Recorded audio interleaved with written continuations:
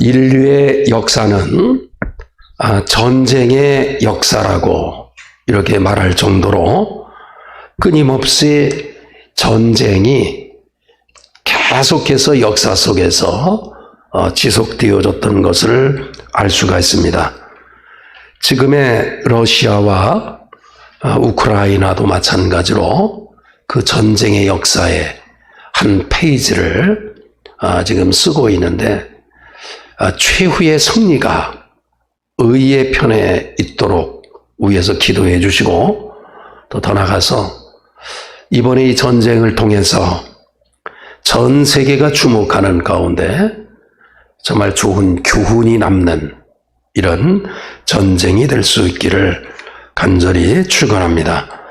특히 주전 4세기 경에도 이 큰 전쟁이 있었는데, 그때는 이 동양과 이 서양의 이 전쟁이 있었는데, 특히 동쪽에서 이 페르시아라고 하는 나라와 또 이 서쪽에 이 그리스라고 하는 나라가 이 전쟁이 일어나서 결국은 이 서쪽의 유럽의 그리스가 이렇게 승리하게 됩니다.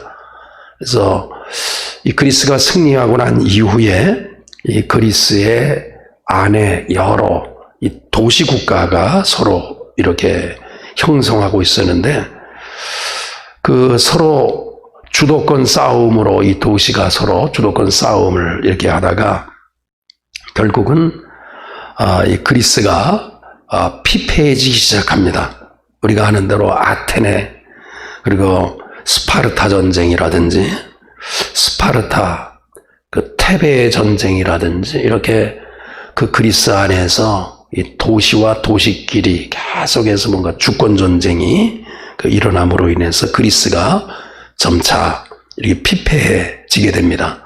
그때에 그리스의 도시 국가들이 서로 이렇게 계속해서 오랜 전쟁으로 인해서 힘이 약해졌을 때, 이 그리스의 북쪽에 있었던 야만족이었던 이런 마케도니아라고 하는 이런 새로운 강국으로 이렇게 태어나면서 그 알렉산더의 아버지 이 빌립이라고 하는 이 사람이 마게도냐를 이렇게 이끌어가면서 그리스 여러 나라를 이렇게 정복해 나가면서 결국은 우리가 잘 알고 있는 알렉산더 아버지가 전 세계를 이렇게 유럽을 이렇게 통폐합시키면서 한 나라로 이렇게 만들어 가게 됩니다. 그런데 그런 상황 속에서 그 알렉산더의 아버지 이 빌립이라고 하는 사람이 이 나라, 이 지역을 확장시켜 나가면서 특별히 자기의 이름, 이 필립이라고 그러죠. 필립 2세, 자기 자신의 이름을 따서 이 그리스의 아주 좋은 지정학적인 위치로 아주 좋은 위치에 자기의 이름을 따서 이렇게 빌립이라고 하는 이런 이름을 지역명으로 정하게 됩니다. 바로 그 빌립이라고 하는 이 지역명이 바로 오늘 본문을 이 배경으로 하고 있는 빌립보서의 어떤 이 지역명이라는 사실을 우리를 참고해 보면 좀 좋겠습니다. 우리가 그 전쟁의 역사라고 하는 것을 아까 말씀을 드렸는데, 지금 우리가 알고 있는 러시아와 이 우크라이나가 지금 전쟁이 막 일어났잖아요. 그런데 그 이전에 이미 그 우크라이나나 아니면 러시아 아니면 우리에게 늘 익숙한 뭐 카자흐스탄이라든지 그리고 우즈베키스탄이라든지 뭐 이런 여러 그 나라들이 지금 현재 이렇게 있지요. 그런데 우리가 또 우리 교회에서 파송한 그 키르기스탄 같은 경우도 마찬가지예요. 보면 과거에 그 소련이 그 사회주의, 즉 공산주의의 어떤 바탕 아래 이렇게 나라를 지속적으로 이렇게 이끌고 나가다가 우리가 아는 대로 사회주의와 이 공산주의의 한계가 있거든요. 이 경직된 관료주의, 그러니까 수직적으로 굉장히 이 경직된 이런 그 조직을 형성하고 있고요. 또 하나는 소수의 기득권층이 그 이익을 보는 거예요. 사회주의, 공산주의가 모든 사람에게 배급도 하고 나눠주고 하지만은 실상은 그것은 가장 어떤 표면적인 어떤 그런 입장에서 보여지는 것이 그렇지 실제로 기득권층, 소수의 사람만이 이렇게 그 이익을 취하고 있는 것이 사회주의, 공산주의의 그 피폐로 인해서 결국은 그 소련이 그 무너지게 됩니다. 소련이 무너지면서 소련 안에 그 사회주의를 추구하고 있었던 여러 나라들이 자유를 얻으면서 그때 대략 한 15개의 나라로 재탄생하게 됩니다. 그래서 그 15개의 나라 가운데 우리가 익숙한 우즈베키스탄, 카자흐스탄, 키르기스탄, 우크라이나, 러시아, 그러니까 러시아와 이 우크라이나 같은 경우도 소련이 붕괴되고 난 이후에 형성된 나라라고 이렇게 볼 수가 있습니다. 특별히 이러한 상황 속에서 우리가 기도의 제목 가운데 하나는 지금의 러시아와 그 우크라이나가 지금 전쟁에 계속해서 많은 피해를 보고 있잖아요.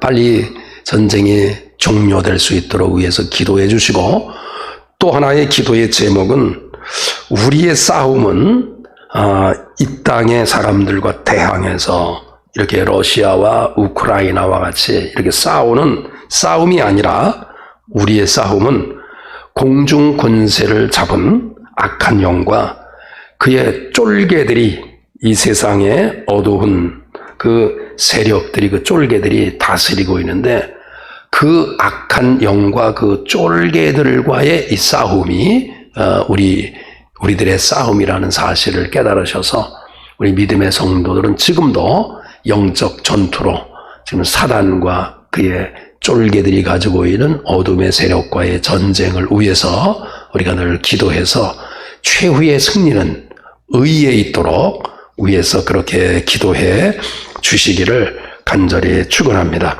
그래서 이 말씀을 드린 바와 같이 이 빌립보라고 하는 이 지역은 바로 이러한 배경을 가지고 있는 성경이기도 합니다. 이 빌립보서에서 우리에게 교훈하는 이 메시지가 있습니다. 그것은 1장 27절에 있는 말씀을 보면 오직 너희는 그리스도의 복음에 합당하게 생활을 하라.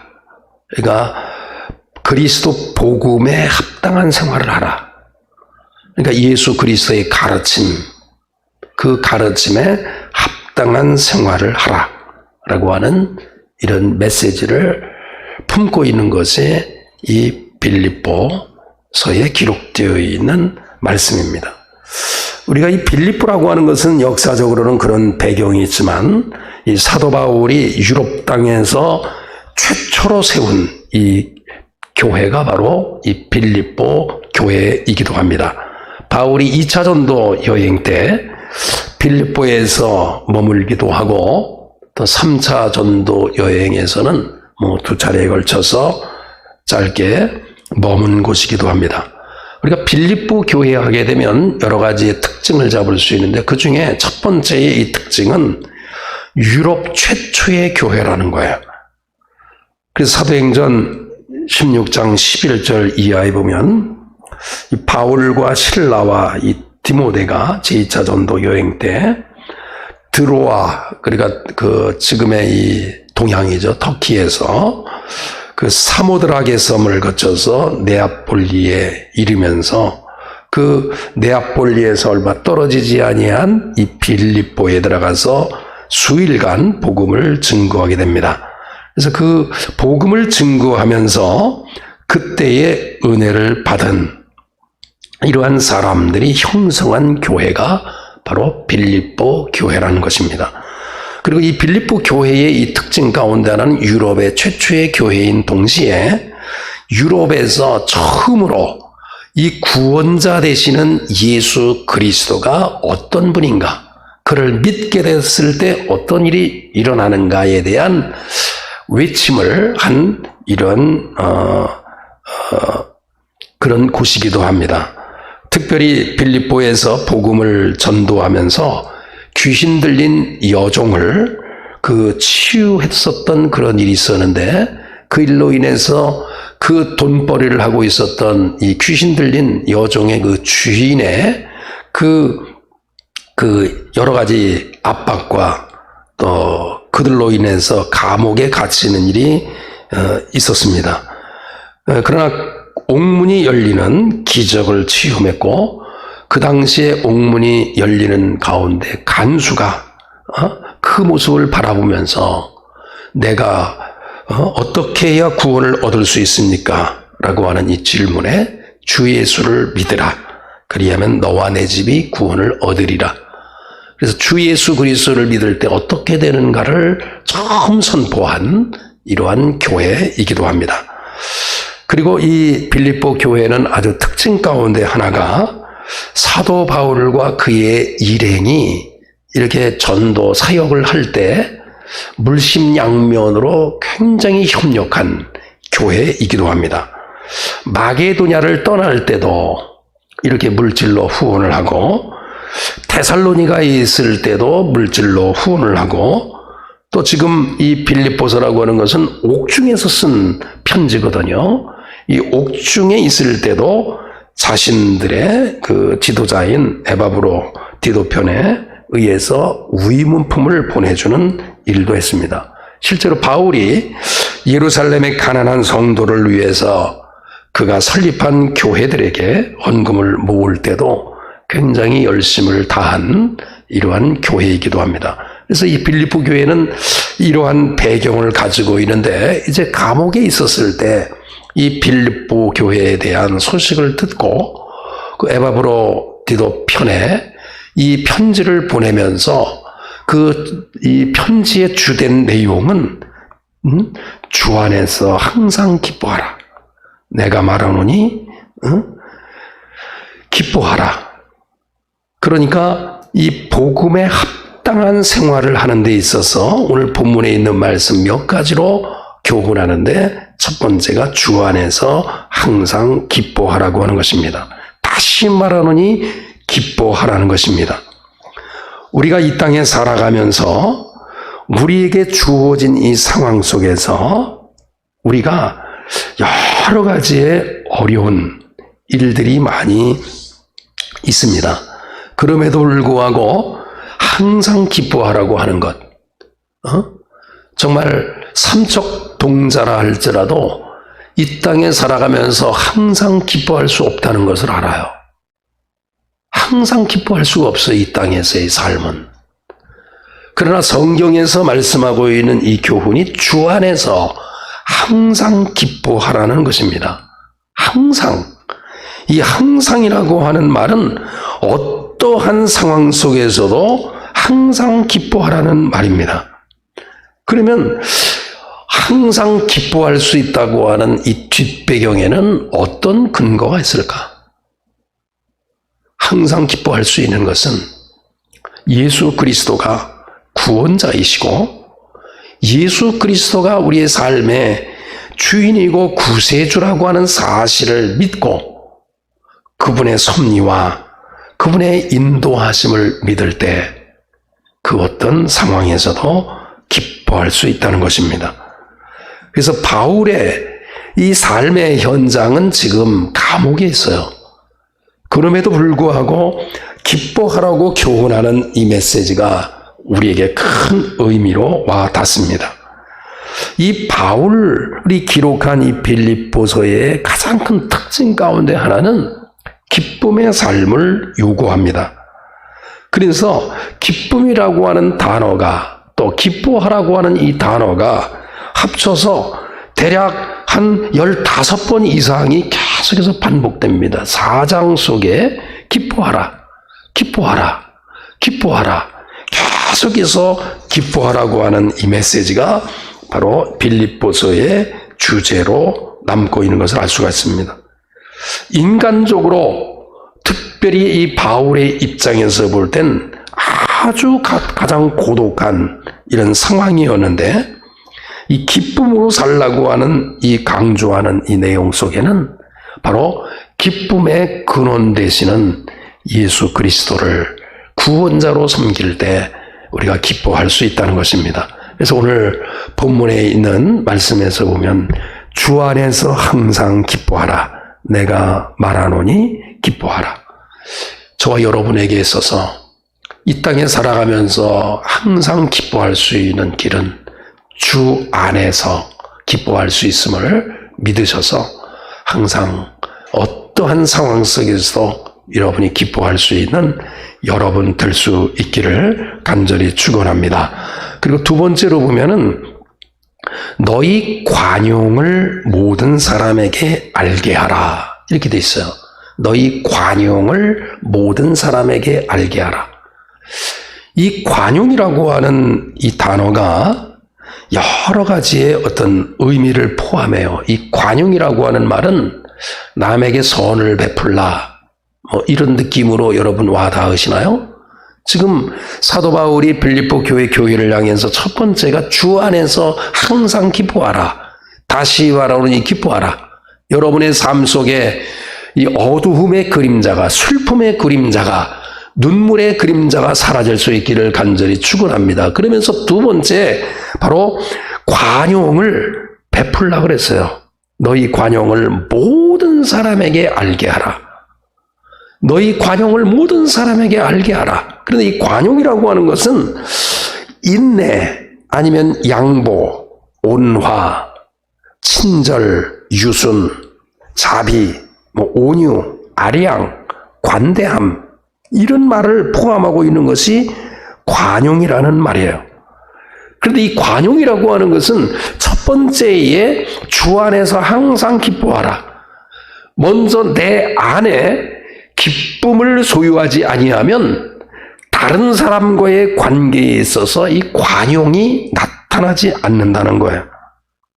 그래서 자신이 기쁘지 아니하면 다른 사람과의 관계에서 절대로 인내할 수가 없는 거예요. 양보할 수 없고 친절할 수 없어요. 동정심을 베풀 수 없는 거예요. 내 안에 흐르는 기쁨이 있을 때 다른 사람과의 관계에 있어서도 이렇게 유순함으로, 친절함으로 나타날 수 있다는 것입니다. 그런데 여기에 보면 너희 관용을 마음에 드는 사람에게 알게 하라 이렇게 되어 있어요. 모든 사람에게 알게 하라 그렇게 되어 있어요. 모든 사람에게 알게 하라. 이 디도서 3장 2절에 보면 아무도 비방하지 말며 다투지 말며 관용하여 범사에 온유함으로 모든 사람으로 나타낼 것을 기억하게 하라. 그러니까 모든 사람에게 관용, 모든 사람에게 온유함, 이런 것을 보이라는 거예요. 모든 사람에게 관용을 베풀라. 이 모든 사람 속에는 나를 박해하고 빗방하는 사람, 나의 원수까지 그 안에 포함되고 나에게 있어서 가장 힘들게 하는 이런 사람도 그 안에 포함되어 있다는 거예요.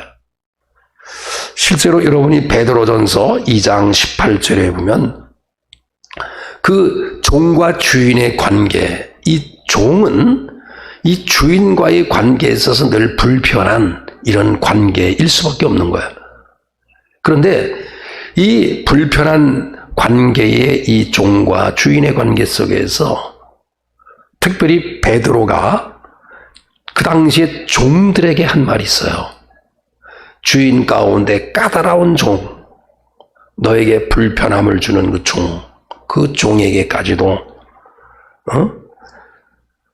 관용을 베풀라. 그래서 사환들아, 범사에 두려워함으로 주인에게 순종하되 선하고 관용하는 자들에게만 아니라 또한 까다로운 자들에게도 그리하라. 그러니까 나에게 관용을 베푸는 주인에게 뿐만 아니라 까다로운 주인에게까지도 관용을 베풀라. 즉 모든 사람에게 관용을 베풀라고 하는 거예요. 여러분 살아가면서 여러분 가까이에서 관용을 베풀 수 없을 만한 이런 대상이 있을 거예요. 그래도 내 안에 기쁨이 충만해서 까다로운 사람, 나와 불편한 사람에게까지도 이 관용을 베푸는 것을 사도 바울은 빌립보 교회 교인들에게 권면하고 있습니다. 저와 여러분이 너희 관용을 모든 사람에게 알게 하라 라고 하는 이 말씀 굉장히 중요합니다. 그러나 우리가 5절에 있는 말씀 보면 주께서 가까우시니라 이런 말이 있어요. 이유를 들고 있어요.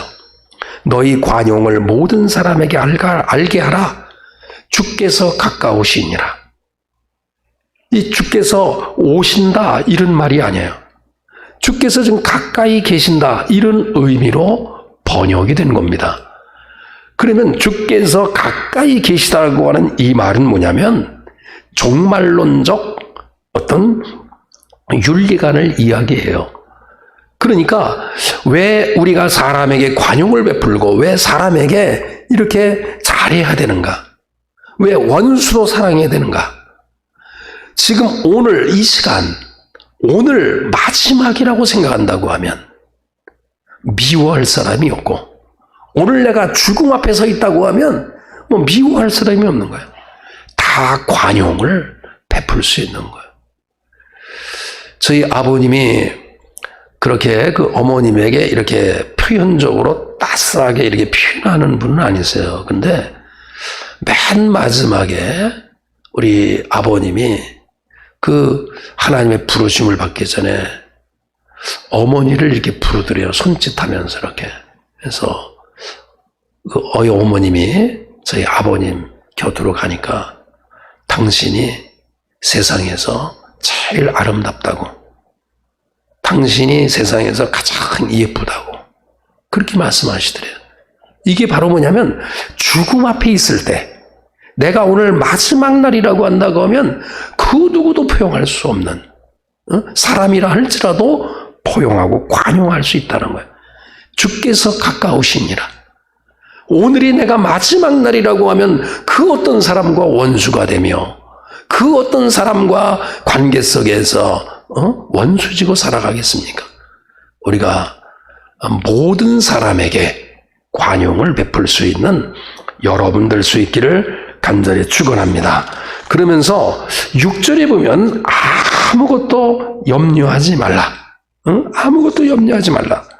우리가 살아갈 때 가족 문제가 있지 않습니까? 건강의 문제가 있고 경제 문제가 있고 대인관계, 또 우리는 영적 문제까지도 추가돼서 여러 가지로 근심, 걱정이 될 수 있습니다.